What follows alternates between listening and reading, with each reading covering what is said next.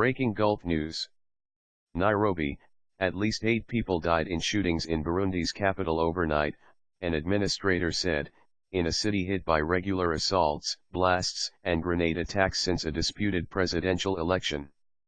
Explosions rang out in several neighborhoods of Bujumbura. Locals told Reuters most of the dead were civilians and some had been found with their hands tied behind their backs.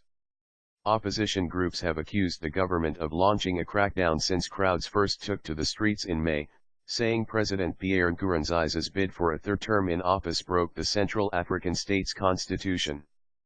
Nkurunziza, who went on to win a July 21 vote, last week acknowledged the judiciary had uncovered cases of security officers killing and torturing people.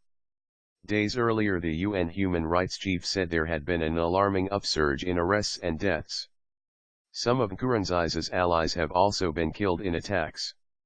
Officers who launched a failed coup in May have said they will fight on to oust him.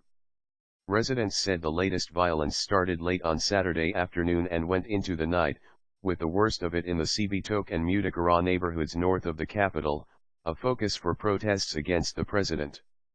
In total 8 people have been killed, 6 in Cibitoke and 2 others in Mutakura neighborhoods. Police officers were also wounded. Remy Barampama, the head of Entahangwe district in which Mutakura and Cibitoke fall, told Reuters. Residents said more than 8 people had died and most of them were unarmed civilians, including one disabled man who used a cane. One Mutakura resident told Reuters locals had counted 10 dead, including 1 soldier, in their neighborhood alone.